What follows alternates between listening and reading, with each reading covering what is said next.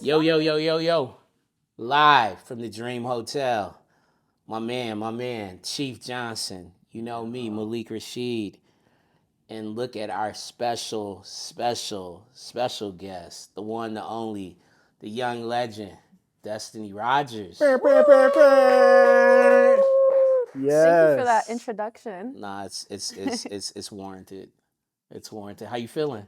Feeling great. I'm ready to, you know, Yeah, let's go get into in. some food. Let's go in. Let's have some conversation. Happy to be here though. Good conversation and good food. So Yeah, I'm down yeah, for it. yeah. When's the last time you've been to Lodi? When's the last time you've been home?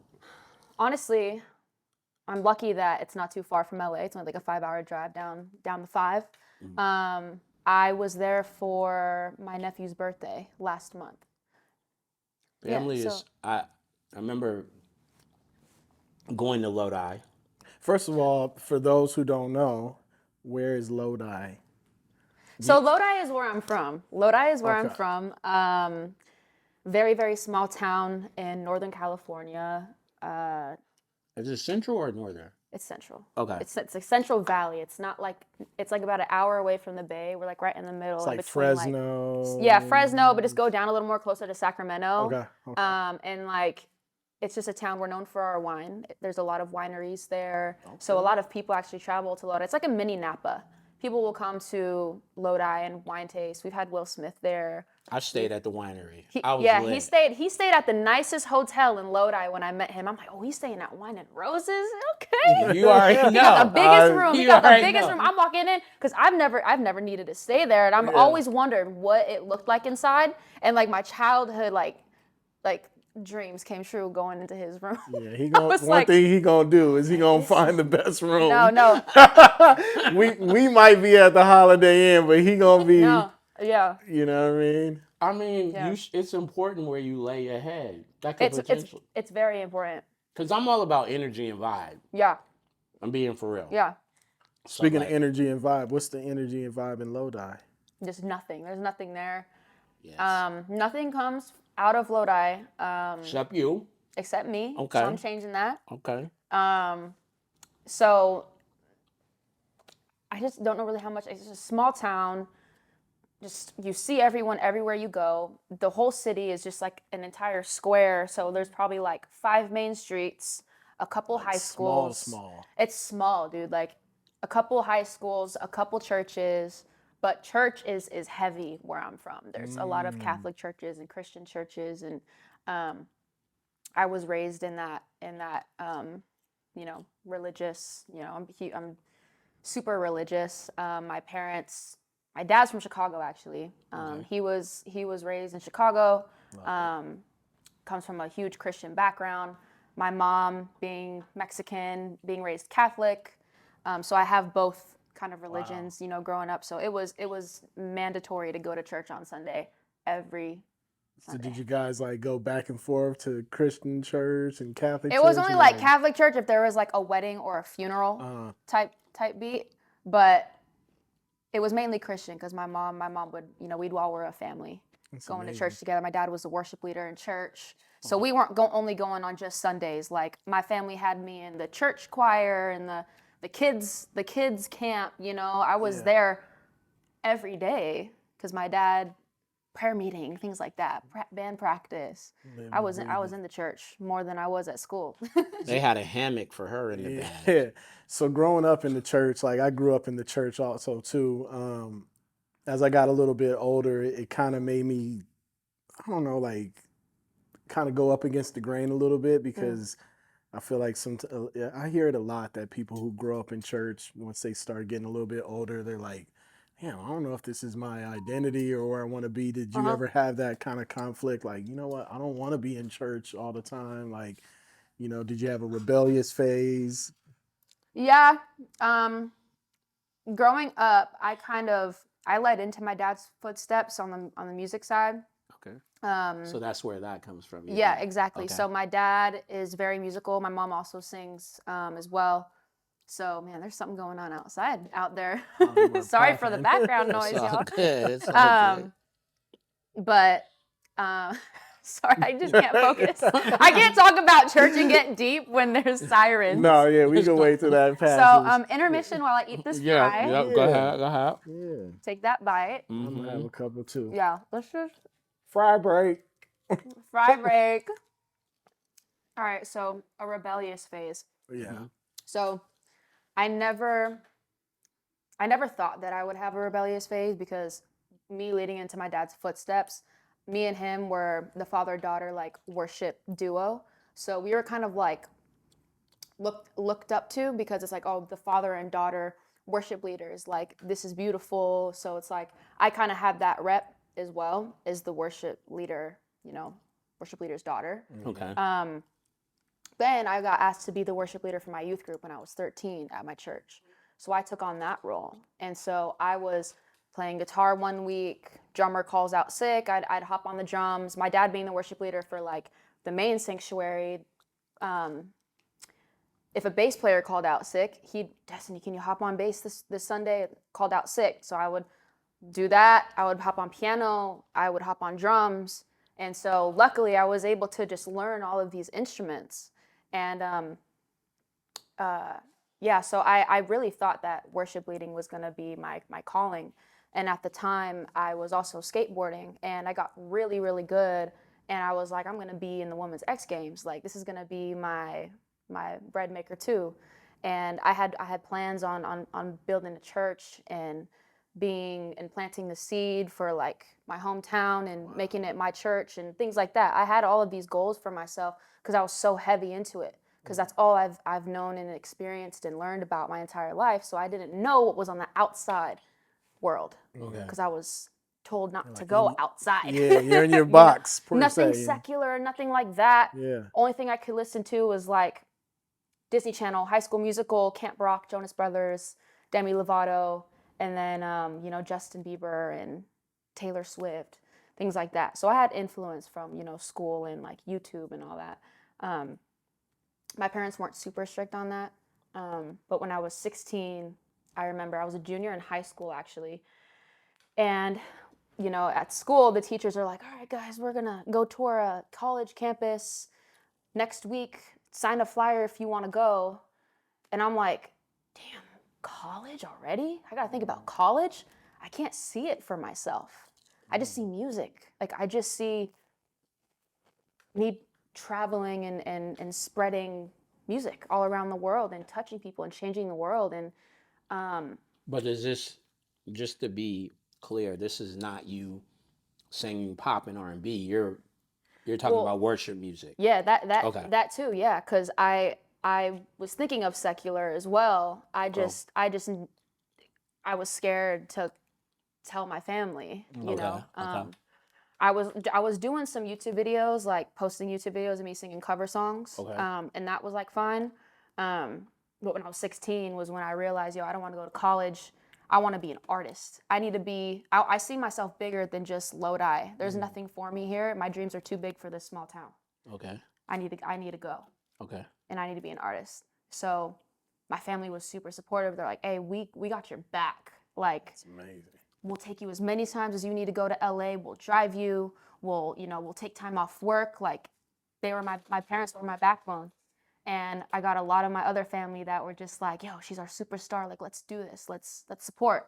So I had a very loving and supporting family. And sure enough, I started posting covers on YouTube. I was busking in the street in Santa Monica.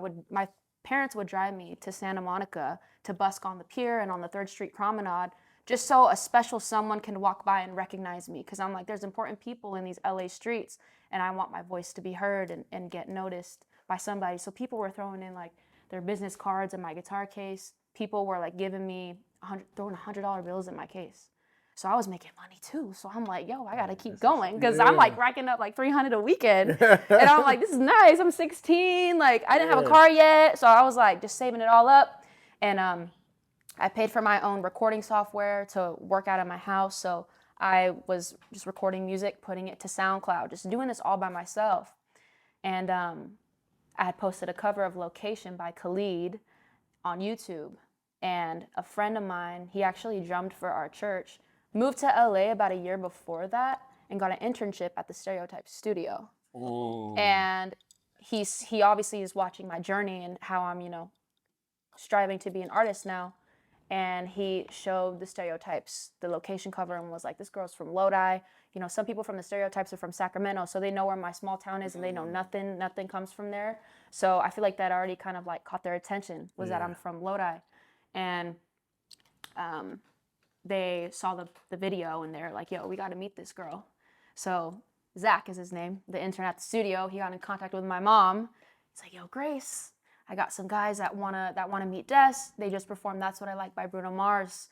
And that was my favorite song at the time, and it was #1. And I'm like, yo, Mom, we gotta go meet these guys. She goes, all right. She goes, I'll drive you, but I'm bringing my sisters. And I was like, all right. So it's me, my mom, and 4 of my aunts. Damn, y'all were all deep. Deep.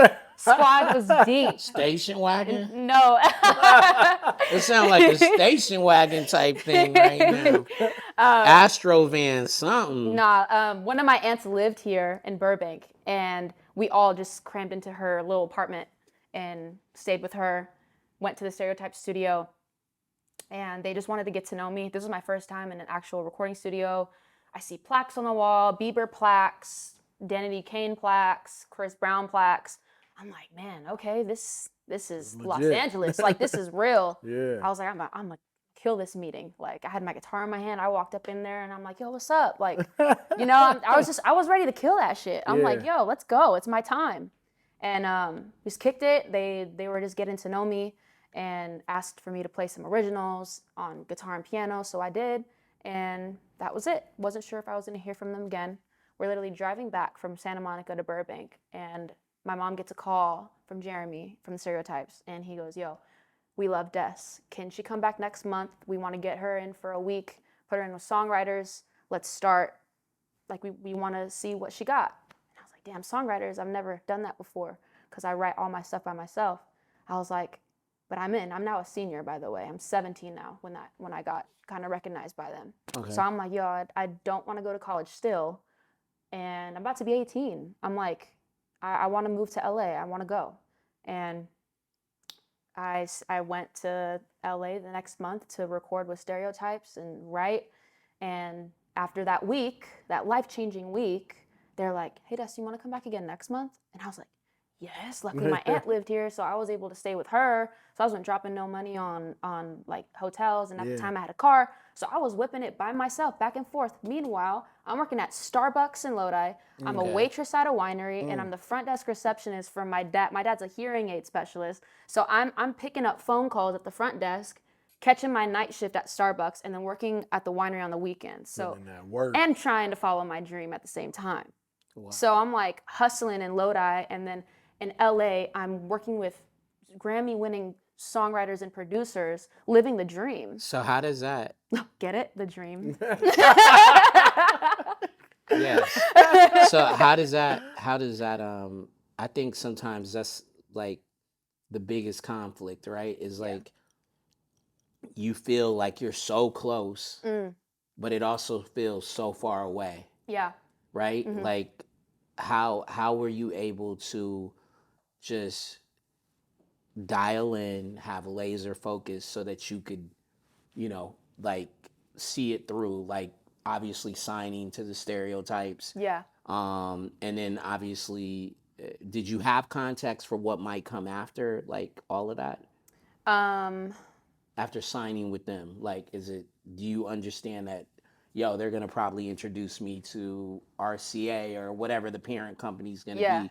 Did you get all of that? Yes. Okay. When I had, signed to Stereotypes, I just quit my job, period. Like, I knew these things were bound to happen and my life is going to change, like, any day now. Okay.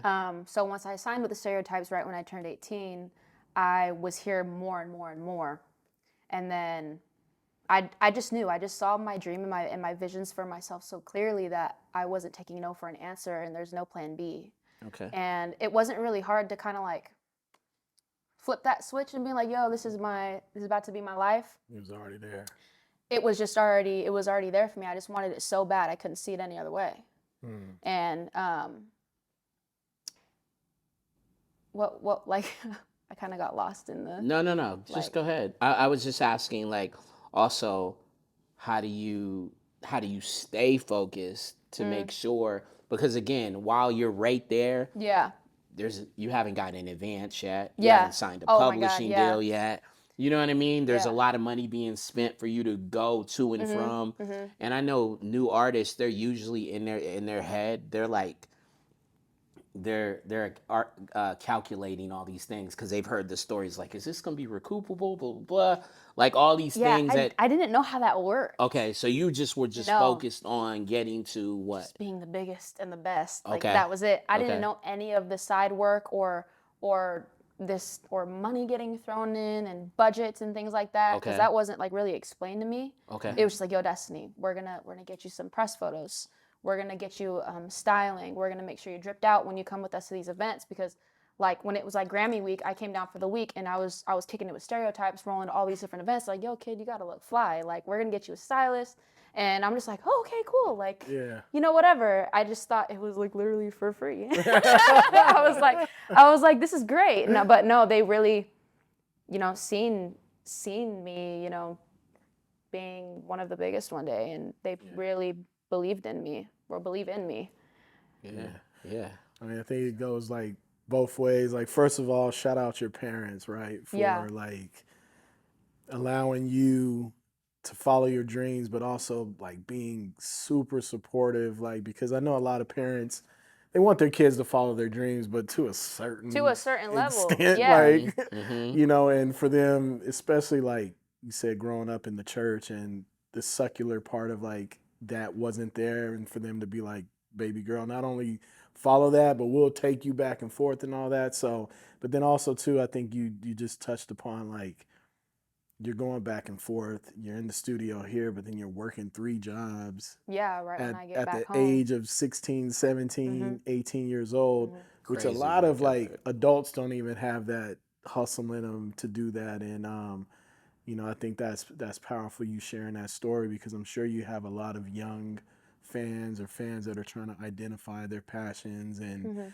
maybe not know how to chase down their dreams, and I think it's one or the other all the time. I think you hear a lot of people say like, to chase down your dreams, you have to like, I'm not gonna work. You got to a point where you're like, Oh, you know God. what, I'm not going to, but you I needed was that like, to be able to, you know, fuel that and put gas in your car so to I'm get saying those I needed the places. money. So Like, I'd rather take the money over the education and go to like a community college.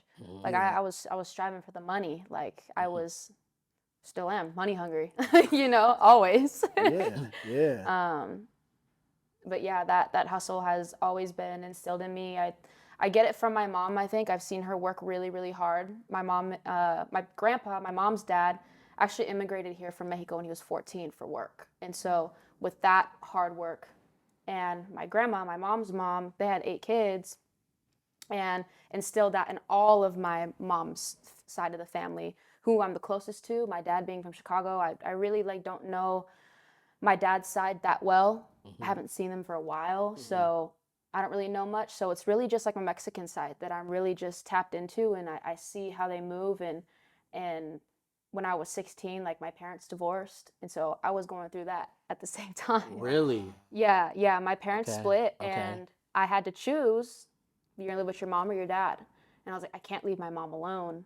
I'm staying with my mom. And at the same time, my mom lost her job. And my mom didn't get her high school diploma, so it was hard for her to get work because you needed that. So my mom was living off of unemployment. That's also why I was hustling in the streets, was to help my mom Got it. with groceries. We would have family like bring bags of groceries to our house, and like that's how we were living, was when family would just give us stuff, and like having garage sales.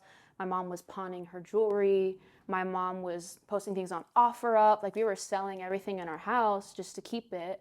And so I saw that in my mom, and it was normal for us to hustle every day. It's like, yo, Destiny, we need to pay this. How are we going to do it? And I was like, okay, well, I'll go perform at this cafe or something in Stockton, the city next to mine, and see what we can do. And it ended up working out every time. Like, we got through that rough patch. Wow. So that's also why my hustleness, I've just lived through it, and I've seen the pain that it causes people.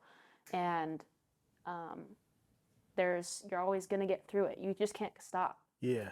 Gotta Like, keep going, you just right? got to keep going. Yeah. Yeah, no, that's powerful. In the midst of like all that, you know, and you going through that, I know parenting is something we always touch upon, right? And you know, I don't think people say like, oh, when you divorce, when the kids get older, it's easier on them, and it's like it's Yeah. not easier on, especially when you're like having to choose between. And I know you probably have an amazing, powerful bond with your father, I do. just Yeah. as much as your mother, and you know, for you to have to make those tough decisions at such a young age, just shows the character of both of your parents, right? That they raised you, you know, they raised you a great person. So, you know, kudos to you Thank also you. on that. Yeah. How is the relationship with your father? Is your father in Lodi? Yeah. So my dad's in Lodi. Okay. I felt kind of bad when I chose to live with my mom at the time because my dad doesn't have family here. So he was really going to be the one left alone. But not shortly, maybe like a few years after that, he got remarried. So he has his own little family now. So I feel safe knowing that he's with someone to take care of him while I'm in LA now. But my dad and I, ever since I was little, just daddy's girl. I feel like I'm a tomboy because of him. Like that guy such a sports guy. He's like, yo, my daughter is gonna play this, this, and this, but also he's the music guy. He never forced music on me, by the way. Like I just fell into it. Yeah. Because it was just around the house all the time, drum set. So I was just banging it, whatever. And my dad's like, oh, I'm gonna teach you this, and then whatever. Anyway. Speaking of Tomboy, Yeah. that was the name of like one of your first records, right? Yeah, Tomboy is the name of my first single that I put out when I was 18 shot the video when I was 18, put it out when I was 19 when I had just signed to RCA with Stereotypes. And this guy was in Lodi. For the video shoot. For the video. This gotta be everywhere, man. Yeah. Like one thing he gonna be around is No, some talented people. I'll never forget like when I was in Lodi and like it was the day to like scout the locations and pick a car to see what car I'm gonna drive in the video. Yeah, we did all that. Yeah, I was like, Ray was like, yo, Malik from SB Projects wants to meet you. He's gonna come to Lodi to meet you. And I'm like, why Lodi? He's just excited. He just wants to see you. And I was like, well, where is he gonna stay? I'm like, and and I was like, well, okay, like sounds good. So we literally like had a meeting in Lodi, which is just so weird and funny. In the winery. In the winery hotel. Yeah, and then I got to see they were picking out the car, and I was hearing about her skating and how like prolific she was as a skater. That it was serious. Like you could have actually. Oh, I could have went there if I really did. Yeah, professionally. Like she had real fans from that genre. I mean, from that space as well. But yeah, I remember. I think it was, I don't know how me and Ray got on it, but he was like, yo, I need to play you something. And I saw it and I heard the song and I was like, and I think I saw you and I was like, yo, I got to go see her. And I told Scooter, I was like, he didn't wait. He didn't wait, bro. He pulled up. He's like, no, you don't got to pull up. We're going to shoot the video and then we'll give it to you. I was like, no. I'm going there right now. Flew into Sacramento. Yeah. It was like an hour and a half down. And it was in the middle of the night because I caught like the last plane because I needed to make it there the next day. And yeah, I was just. My question for you is, for someone who hasn't been to Lodi before,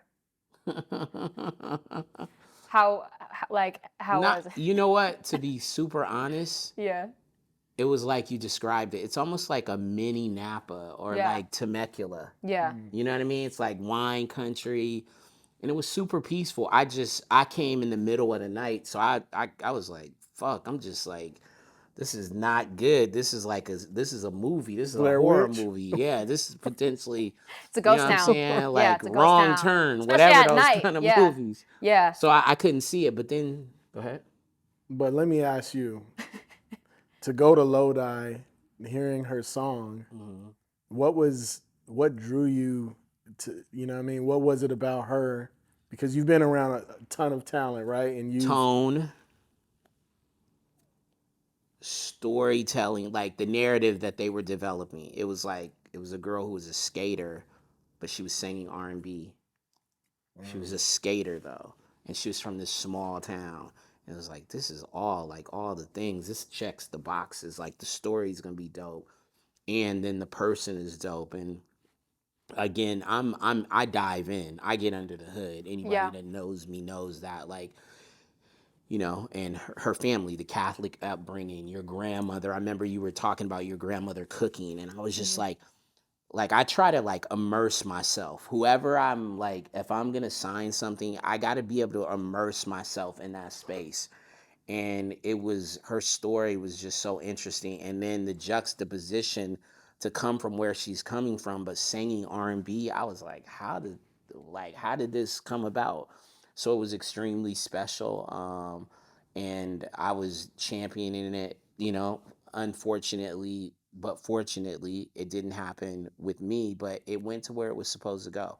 And I'm a believer in that, right? It went to Absolutely. RCA, and it went to this, and Ray is, and the guys, the stereotypes are great stewards, and I love the fact that they have continued to support you Through it all. with all these different The iterations of changes. Yeah. destiny. Speaking of which, let's kind of Yeah. like, Let's do it. let's kind of like go to this different place. Let's do it.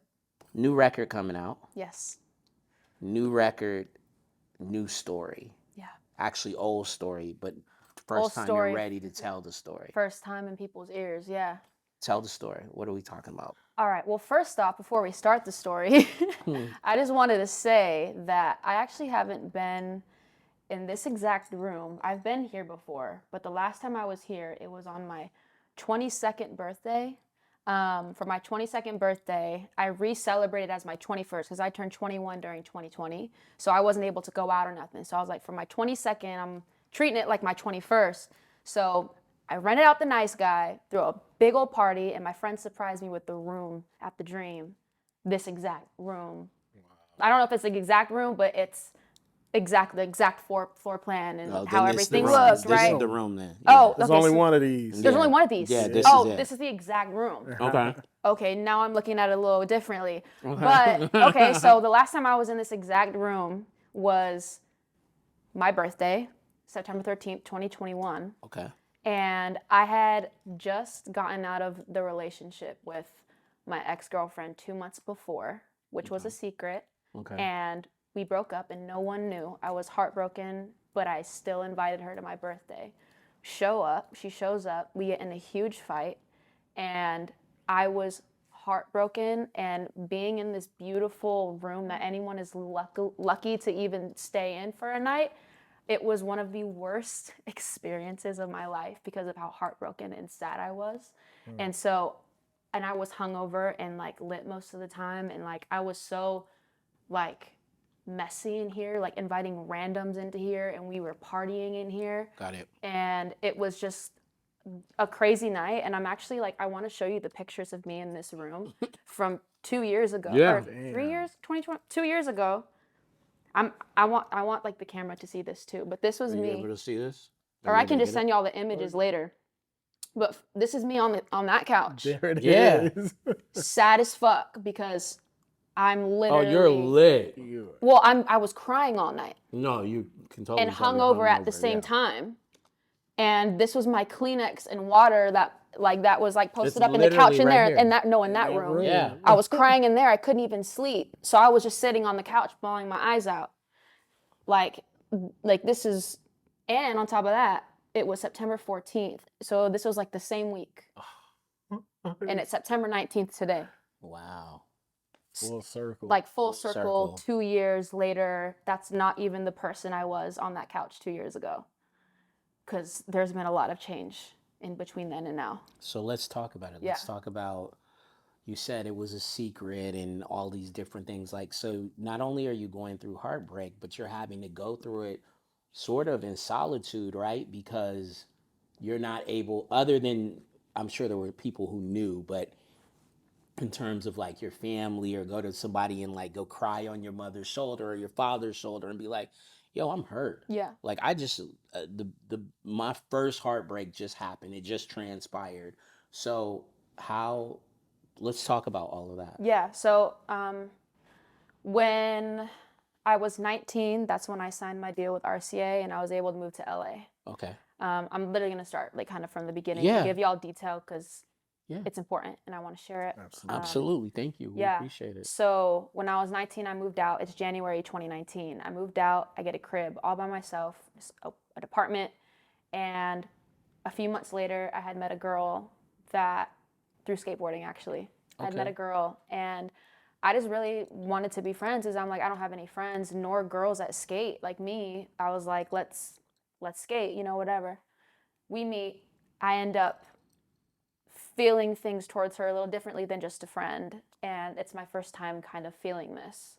But I've known kind of my whole life that I looked at guys the same way I looked at girls, and I'm like, is this normal? I don't know, but I didn't know till I was 19 that it was for real when I met this girl, because I'm like, damn, I just love her company, and I love being around her, and I want to text her all day, and I want to say good morning to her every day and know what she's doing. I want to know more, and I was obsessed, and I had voiced that to her, and she felt the same way, and we ended up getting together. Me and her at the time were both closeted, so we were, we didn't want to say anything. She didn't tell her family, and I didn't tell mine, nor my friends. And that relationship lasted 2 years, and it was a secret the entire time. Wow. And we had broken up summer of 2021, literally 2 months before my birthday. And that breakup, your first love, it's crazy. Love is crazy. 2 years is crazy because you're in a routine every day of talking to them and worrying about someone else's just existence and whatever they feel. And like, I'm so caring towards people that if you're having a bad day, I will have a bad day too, because I just feel energy. Yeah. And so for 2 years, and me growing from 19 to 21, that's kind of the years where you're kind of finding yourself. I couldn't even really allow myself to find myself because I was worried about the girl I was with at the same time. Being in a relationship in those important years of your life and starting your 20s, and also like being an independent adult out here, by myself pretty much. And so when we broke up, I like didn't know what to do. I was empty. I was sad. I was depressed. And with the breakup, I was able to tell people like my team, because I couldn't even go into the studio and write and like cry in the studio, because that means I would have to come out, which I wasn't ready yet. Okay. So I kind of like ghosted the guys and anyone that would try to talk to me and like, yo, where you been? I'm not fucking telling you. I'm going through some shit right now, And so I live alone, so I just be in my head and really just like on the verge of just like, oh, I didn't want to do nothing. I didn't want to shower. I didn't want to eat. That's real. I had opened up to like my best friend about it, and so she was like the only one that was helping me through the breakup, and she would like text me to check in on me, saying like, have you eaten today? Have you drinking water today? Have you showered? Destiny, at 6 p.m. get your ass up and go shower, dude. Like, what are you doing? Brush your teeth, like, because I was just so bedridden, and I just didn't know who I was without my ex. Okay. I just didn't know who Destiny was, and that scared me because those 2 years, I wasn't really caring about me. I was caring about her the whole time. Love is just crazy. Like, love is a powerful thing. And then finally, about 2 months later, I walk in the studio, and I was like, guys, I need to tell you something. And I just start breaking down. I start bawling my eyes out. I'm like shaking. I'm like kind of like hyperventilating kind of, because that was my first time voicing it out loud to somebody. Because when you voice it, it's real. It's real. Yeah. And I'm like, guys, I just got out of a relationship with so-and-so. And they knew her because I brought her around. She was my homegirl. Okay. So they knew her. And they were just like, okay, Des, we kind of had an idea. And so like that made me kind of feel better because I'm like, okay, cool. I don't have to do much to explaining. Yeah, that weight. We ended. I was like, we ended. I'm like, and I need to fucking write right now. They're like, well, we don't look at you any different. They're like, we got fuel. Let's fucking use it. Wow. And we go right in and just start making the album.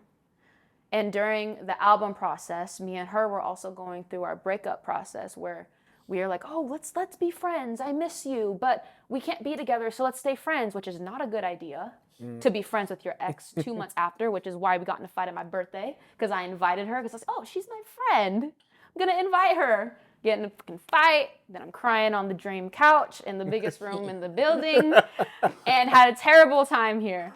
But yeah, the album is literally the story, beginning to end, of the healing process, the moving on process with the relationship, and also accepting myself and coming out to my family, coming out to the world, and just finding out who I am. And I want to say it as much as I can without spoiling the album. Yeah. But the first song to start the release process for the album comes out on Friday, which is September 22nd. And that's starting the journey from there. The We song's have called, to listen to the song after we turn these cameras off. Yeah. So it's really, the album is a journal. It's a journal. It's a journal. It's a journal. It's a journal through music. Healing. Love, I picked up the breakup. guitar again. It's I'm gonna be honest, it's way different from what I've already put out. From Tomboy EP to Great Escape EP. This album is Destiny Rogers. This is what I have been trying to find for myself forever. And I got to pick the guitar again and just cry on the fucking piano keys again. And like, all of these songs were like written slow first, and then the guys would just take them, Stereotypes would just take them and then make them dance. So my album isn't like, not like dance, but like make them more upbeat and more pop, so that it's still a sad song, but you can still rock with it. Yeah. You know? So my album's not like a sad album. It's not like sleepy time. But so talk about the liberation and kind of freedom that you felt, like once you talked to the Stereotypes and got that off your chest and picked up the guitar again and started writing, like that weight that lifted off of you from getting, from carrying around all that. Oh yeah, all that my entire life. It felt, it's unexplainable. Like, I have no words, but it's just, I just felt so light. Like, I just felt like after I would tell somebody, I'd want to tell more people. I'm like, okay, I told the guys, okay, who else can I tell? I'm just like, because I was like, this makes me feel so good. I want to keep saying it. I don't want to hide. I don't want to hide it no more. I don't want to hide anymore. And so I would literally like drive out. I was driving in my car, and I would fucking be driving down on the freeway, and I would just roll the window down and scream that shit out the window. Like, because I just felt so free. What are you screaming out the window? I'm gay. Okay. So she just riding down the floor. Like, no, because I was just so happy. No, that's good. Like, I'm just like, I don't give a fuck who sees me right now, but I am on cloud 9, and no one can fuck up my vibe right now. Like, that's dope. I'm here. I have arrived. It's go time. It's like I was reborn. Like, I was born again, for real. So we preferenced this earlier. You come from a very religious background, right? How has that? Yeah, that plays a huge part. That plays a huge part. When I came out, I couldn't help but think about the childhood, like, families that have taken me in church, like people that I look up to as like my second, like my parents, because we were so close with people in the church that they were my family. I couldn't help but think about what they would think. I didn't care about, obviously, my fans. I know my fans are going to be very acceptive, and they probably already had an idea. My friends, but I was just so worried about the church. Will I be able to step in my hometown church again without being looked at crazy, or, me looking like a sinner walking in the building? You know what I mean? And like, I'm just like, I don't want to be looked at differently. Like, this is my home church, So that was like a huge deal. And I will say I have not heard from any of them since I came out. Wow. Last October, almost a full year. So how does that make you feel? It makes me feel hurt, of course, because I'm like, if we're going to get biblical with it, it's like everyone's a sinner. It's like, I don't know why you think you have me in, like, you're in the upper, higher, level of religion to me. Like, I don't want to like get too crazy about church, because people will probably skip. I don't know. But, it's like, we're all brothers and sisters Yeah, in Christ. yeah. And you can't judge anybody. Yeah. God's the only guy that can judge you. So, But it feels like you're in a space to where those things don't affect you and impact you as much as they would have the weight of carrying it around did. Yeah. To where you're able to still move forward and, you know, be, it seems like, in the best season of your life without it like truly impacting your life. And I think we all have to get in that space because we all carry around like weight of like you know, whether it's, you know, depression or, you know, guilt or, you know, those kind of things. But getting to a space where you understand, like, we're all works in progress, right? always. But the biggest thing is, like, are you able to get up every day and operate and be okay with yourself? You know, can you look at yourself and be Forgive like, yourself. yeah, you know, I Forgiveness see you have the itself is tattoo huge. Grace, right, Yeah. on your hand. Like, That's my mom's name too. you know, grace, we always talk about grace. Like, we should give people grace, but we should also give ourselves a lot of grace and a lot of Agree. space to like be okay with, you know, other people, how they may feel, because nobody's ever gonna love exactly everything you do. You know what I mean? As long Agreed. as your heart is well and in the right place, you know. So, but it sounds great, and I can't wait to hear the music. You know, I think as artists, the artists that resonate the most and have like the long-standing legacy are the ones that Who tell the who truth? tell Yeah. Who tell the truth? And this is my Yeah. first time ever telling the truth. Like, if I'm being real, like, Tomboy is real. My song Westlake is real. It's touching, you know, on my Hispanic background. You know, I wouldn't say that I regret any of the songs I made in the past. I still love my old music. You just I'm weren't just able to like. I wasn't really able to just unleash, Yeah. you know, Yeah. the little devil inside of me that was like, you know, telling me to don't be real, don't be honest, Don't be you know, you. whatever, don't be you, don't be you, you can't. Yeah. And I just really had to break that barrier, and no, I have to. I'm miserable, you know. Let's talk about your relationship just a bit. Okay, let's do it. No, in a good way though. Okay, let's do it. Not a good way, but I want to ask. Were you an asshole? No, I was actually kind of a simp. There's a reason I'm asking this. I was kind of a simp, actually. I think she was the asshole. Okay. Because I'm so lovey that like well, that was then. I don't know how I would be in a relationship now because I haven't been in one since. Okay. So I know I would probably have my new and next relationship a little different. Okay. Because I'm gonna go into it differently. But then I was a little puppy dog, and she would kind of run.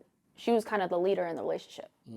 So I would do whatever she said, and just I would do whatever. The reason I ask is because I know, like, right, in relationships, especially our early ones,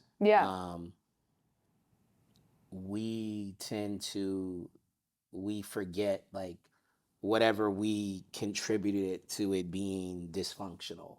You know what I mean? Like, sometimes, like, we forget. And I think that once we recognize whatever attributes inside of us, like, helped create the toxicity that didn't allow it to continue, it's also a healthy place for you because it's like, oh, okay, I know this about me. Yes, she was da-da-da, but I know this about me. And this going forward, I can work on these things so that, one, I'm in a better space as far as a relationship. I'm also honest with who I am. Because, like, even with us is even now, like there like, I want to use men. There are men, because that sometimes we shouldn't try to put ourselves in these boxes, like these, whatever, you know, because we have kids and, you know, we want it to look a certain way because we want it to be more appealing to like a broader audience. It's almost like we got to stop looking at ourselves as pitch people. We're almost looking at ourselves as like, I'd be great for that campaign because I check off all these boxes. Yo, bro, yes, I'm a good father. I'm this, but I'm also maybe not great at relationships. And maybe it's not meant for me to be in a relationship, not a long-term one. Right. But that doesn't mean I don't love and I'm not healthy. I think that's the thing that we have to get to. We all have to get to. It's like finding how you fit into whatever space, because the thing that's detrimental to you is trying to be the pitch person. Yeah. You know, like I'm Tiger Woods and I'm perfect, or and I'm just using that because that was what he even like. That was the problem. Like I wore this whole thing, so I'm asking again, or I was asking in a long-winded way, that if you were able to see certain things that you contributed, and do you think you've worked on those things, and did you work on those things even through music and all that? Yeah, 1,000%. Like personally, I would say the first thing that I learned was like I have to care for myself, because I always was saying earlier I just cared for her too much, and I'm gonna like in my next relationship learn that like my opinions matter too, and like I should also ask myself when we have like problems or whatever, like I should have a voice, because she made me feel like I couldn't have a voice, that my opinions and what I had to say was looked over, and I just felt like I wasn't really heard in the relationship, which I want to change for myself in the next one. But also I've like, as far as like my career and being in that relationship too, I was having a lot of good things that were going for me. I was doing a lot of work with Jordan and Nike. I was on billboards. I was the face of a Jordan campaign. I'm on the Nike app. Like I had my first magazine cover. Like I had all these good things going for me, and I would, I knew I was the shit. Like my confidence was there to the T. So I wasn't lacking any confidence in the relationship, but it was another thing that was bringing me down at the time. And so I want to be able to, I haven't even really talked about this, by the way, so sorry if my words are just kind of like, No, I'm not really like, It's all good. I don't want to think too hard about how I answer this, but like, I don't know, and I was also just 19, 21, and I just turned 24. Young, and still. Yeah, and I haven't been in anything since. Okay. It's not like, I'm not afraid of love, because I think I'm ready now. I've had some time, but I'm enjoying who I am right now, as an individual, and I'm having so much fun. Yeah, and it seems like, with the upcoming project, like you're now really stepping finally into like you and the artist that you've set out to be. So that's exciting. And talking about the album, you can cut this part, but this will come out probably a couple days after. Oh, a couple days after that. So I'm gonna ask you, what's your favorite song on there? Like, or what is some of your favorite songs? Because when's the whole body of work coming out? Not until 2024. Oh, the album. The first single comes out on Friday. Okay. Yeah, and it's called Save. Yeah, it's called Save My Love. That's the first. So let's talk about the single then. Let's do it. Yeah. Because it'll be out and we can. Yeah, the following Tuesday. Got it. Yeah. So, talking about the album, let's talk about the single. The single's called "Save My Love." Yeah. What's the details? "Save My Love" is track 1. It's the first song to start the whole journey, and "Save My Love" is literally me finally realizing that I'm falling in love with someone for the first time, and I was saving my love for this specific person, which in my case was a girl, but feeling so comfortable and just so relaxed with her. It just felt like home. And so Save My Love is about that. It's about saving your love for, the right person. And I'm just detailing all the specific moments that we had in the song. And it's a beautiful song that doesn't just represent queer love, but all love. And y'all will see that in the video too, that I actually just shot yesterday.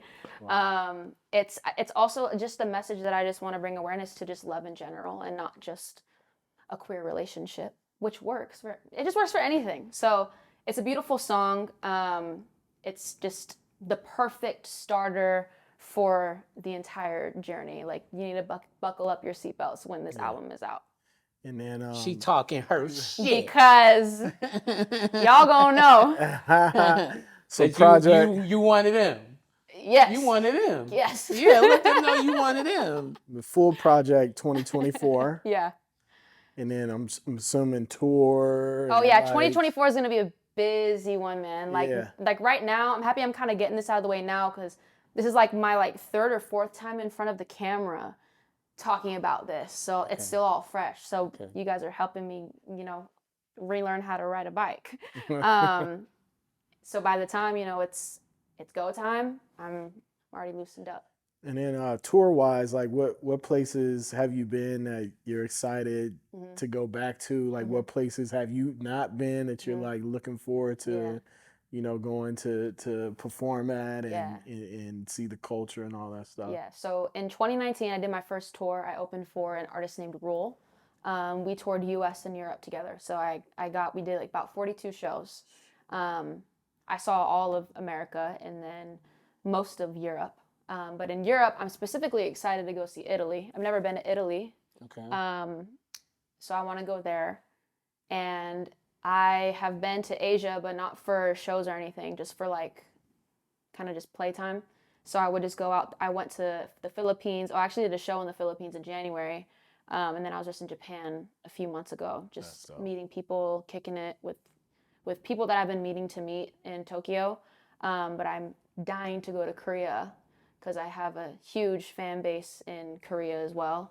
So I need to go tap in with my Korean fans one time. You got on the soon. custom I got the Blackpink. custom Blackpink. Verdi. Shout out Lisa. Shout out my boy Verdi. This is actually one of 80 jackets made, and I got to secure one with my name on it. That's Yeah, fire. it's fire. So are you gonna do for the album release? You gonna do a homecoming show? Lodi? Yeah, I've always thought about field. exactly right because You know we what I'm got because saying? the only Like- stadium thing we have is a football field for the high school football games. So I was thinking that's where I could do it and just build a stage and perform in this little stadium football I field. think you gotta go give it to him one time. No, I do. Once the You gotta album's go give it out, to him. because I know everyone's gonna be there. And I'm down to pull up. I want to stay Oh where you no, this will stay. be documented. Like this will be like a Listen, home where show. I stay, fire. I'm going. Yo, I'm telling We you, going. super fire. If I'm you so do a show excited. in Lodi, we pulling up. One other thing. I'm so excited. I love to ask artists this. The state of music right now. How do you feel about it? Like, where are you at? And it's like in the entirety. Like, are you inspired? Are you not inspired? Are you like what is it? How are you feeling? Not about your music. We Yeah. know you're inspired by your music, but the things Yeah. out. Are you in? What do you feel like the state of music is right now? I feel like I listen to a lot of older music now because older music, like I feel like from like 20, maybe 16 back, I listened to 2016 and before, like all that time. Because I genuinely don't really, like I'm gonna keep it a buck, like I don't really like any music that's out right now. When I'm in the car and I'm playing music on my phone, I either listen to mine or I listen to A playlist anything that you old. can, or a playlist Yeah. that you could create it. Yeah. Yeah. And I get asked like, yo, like who was the inspiration behind your album? And like I would say like nothing. Like I was just inspired by me and my heartbreak and the feelings that I went through. So it's like I didn't have an artist or any artists that I really looked up to during that time, and it's still kind of like that. When people ask me, oh, what are you listening to right now? I'm like, I have to think hard about it. Because I wish I had someone that I could just roll off the top of my tongue. Yeah. But like, that's just reality. Like I have artists that I like, that I would go see in real life, but I'm not paying for the ticket. You know what I mean? Yeah. Like I wouldn't pay out of my own pocket to go see these people. I haven't felt that in a while. I think the last time I felt that was probably Bruno Mars in like 2018 when I went to go see them or him. But yeah, I mean, the state of music now is a little boring, but I'm going to change that. Don't worry. I'm coming in.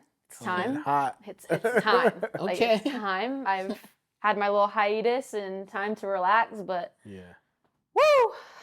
I hope are, y'all ready, because Who are some dream collabs though? I was going. dream collabs. I really want to collaborate. Okay, so I really love the Jonas Brothers because their new music is fire. I actually really love their album. I went to go see them at Dodger Stadium last week. So I saw you on IG. yeah, saw you on I was out there jumping like a little kid. I was like, like it was so fun. Jonas Brothers, like their music kind of reminds me of mine that I'm about to, put out on this album. So I would like to just like get in with the Jonas Brothers for real and just write a beautiful song because their music on their new album is just awesome. I also like really love Olivia Rodrigo. I love Dominic Fike. Dominic Fike's hard. I went to see Dominic Fike at the Greek Theater. It was Hard. incredible. Yeah, super hard. And I also really love Afro beats. I'm a huge fan of Rema and Fireboy DML. So I feel like, and I went to go see them in Miami actually over the summer for Afro Nation Music Festival. So I went out to Miami and got to experience kind of a whole nother world of music, and I was in love. And of course, like I want to tap into my Mexican side and do stuff with like Peso Pluma, Bad Bunny, and just create as many, records as I can. And I'm an artist. It's like there's no boundaries to what I can create or not. Yeah. So I'm just What's gonna the go name crazy. of the group? It's like 6 to 8 of them. They're from Modesto. It's like a full band. Hispanic. Is it called Sonora Music? Is that the right title? I wouldn't know. I'm not really like tapped in like that. Yeah, they're from Modesto. They were just like on Power 106. They're like huge. They're like it's a whole collective, and like they're traditional. Yeah, and they're playing instruments, and they're mad young. So I just I'm gonna have to look. I didn't know. I've never heard of them. Yeah, listen, they were literally like they've been on everything. Like everybody's like talking about them. I forget the name. I don't want to look on my phone while we're doing. Well, we'll come back to it. But yeah, the state of music. I wanted to ask you about that. The collabs. And then obviously music will always be the thing that you're tethered to. But what do you see like next steps, or do you see yourself in front of the camera as far as like acting, or do you see yourself directing, or is there a book to be written, or is there art to be created or curated? Like what else? Yeah. As far as your artistic journey. Yeah, I'm like honestly in like a part of my life where like I always ask myself like who is Destiny Rogers without music, and like sometimes it's hard to answer that. So I'm like trying to figure out little hobbies that I love. Of course, acting is totally in the question. I love to act. I just love the camera in general. Some of the content pieces that I am putting out to promote the album, I'm acting in them, and so they're like therapy sessions. Me and a therapist talking, and I'm telling them what each track is about. So we just started the series like last week.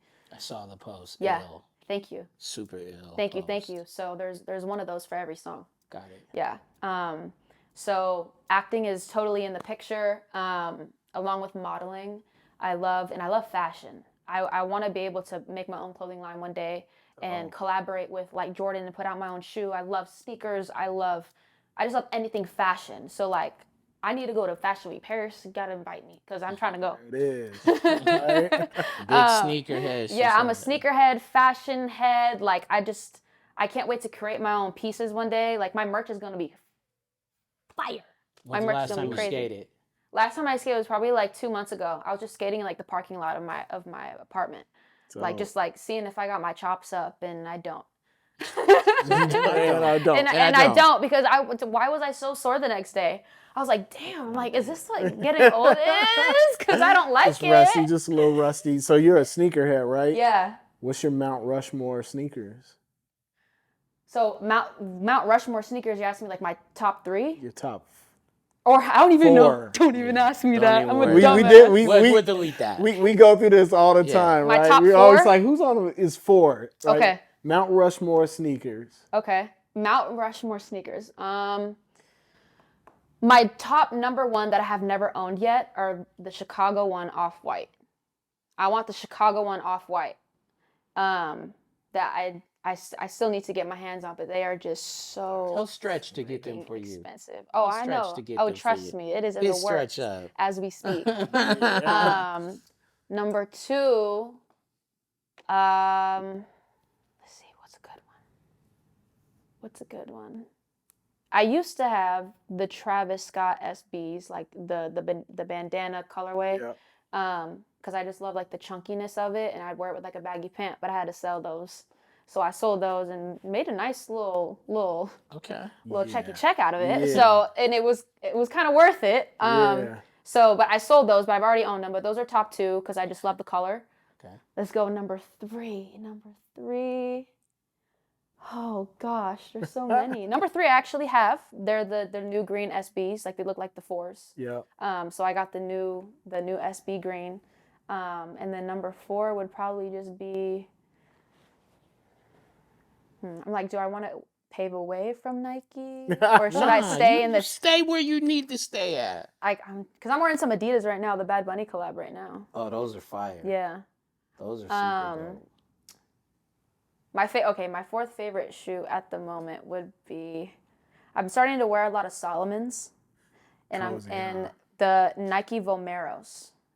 I wear those like every day except today. So I would probably say my 4th shoe is a Nike Vomero because of the comfort, and it looks like a little dad sneaker, which like adds a different feel to a fit to me. Okay. But I will go with that. But like, what did you used to skate in though? I used to skate in Adidas skateboarding. Okay. Or Vans, just like an old school van. Yeah, like a skate high or something like that. Just literally a skate high, Yeah. and just like Adidas. Adidas has a whole skateboarding line, and I would just be able to pick whatever I wanted. And do you have a top 3 skateboarder? Like, who are your top 3 skateboarders? Yeah, top 3 skateboarders? Yeah. Oh, Nigel Houston for sure. He's still killing it. He's still hard. he's still going crazy. Still. God, I don't remember his name because he's a Japanese skater. I think his name is like Utah or something like that. I don't even know. Utah would be a good name for a kid. I'm just saying. God, like I want to look it up on my phone, but I don't want to bring it out. But it's this Japanese skater. I just completely blanked out on the name, but he's incredible. And then number 3, I would probably like shout out like one of my homegirls, Mariah Duran. That was actually in the Tomboy video. That's dope. Yeah, I've looked up to Mariah when I was a kid in the skating world, and then when the director of Tomboy asked me, who do you want to be in it with as your friends? And I was like, I want Mariah Duran. That's cool. And they were like, okay, she's in. I was like, what? Oh, so I got to have her in the video with me. Amazing. And now we're like great friends. Dope. Yeah. But yeah, I would say top 3 of those. It's been a while, I'm not going to lie. I've been a little busy. But yeah. So what's the next 3 to 6 months looking like for you? 3 to 6 months. Obviously, just more music coming out. I'm finally starting to launch this week, so I'm not gonna stop again. I'm just gonna keep it going. Top of the year album drop, and hopefully the phone starts ringing for more things. It's kind of hard to tell, but I definitely am gonna do a tour. I'm doing like my first kind of like showcase show on the 25th in LA this next Monday. Yeah, so I'm doing my first like showcase show. Where? Maybe I could pull up. It's called, do you know? Like the event is called School Night. Oh, yeah, school nights. Yeah, so I'm headlining the. Oh, I the saw event. Human Resources. Yeah. It's like, okay. Yeah. So I'm For sure. headlining that night. Dope. I'm on at like 10 p.m. Dope. So Dope. y'all got Just time. active the rest of the Active year, for sure. and active all next year, and foot on the gas. Yeah, Don't foot on the stop. gas. 2024. I'm ready. I'm glad to see you in such a good space. Yeah. I'm glad to hear about the continuing healing and evolution of Destiny Rogers. I'm glad to see it. Looking forward to the music getting out there Thank you. and everything. Keep loving yourself. Y'all keep loving yourself. This is a sweet life. We'll see y'all. Gang.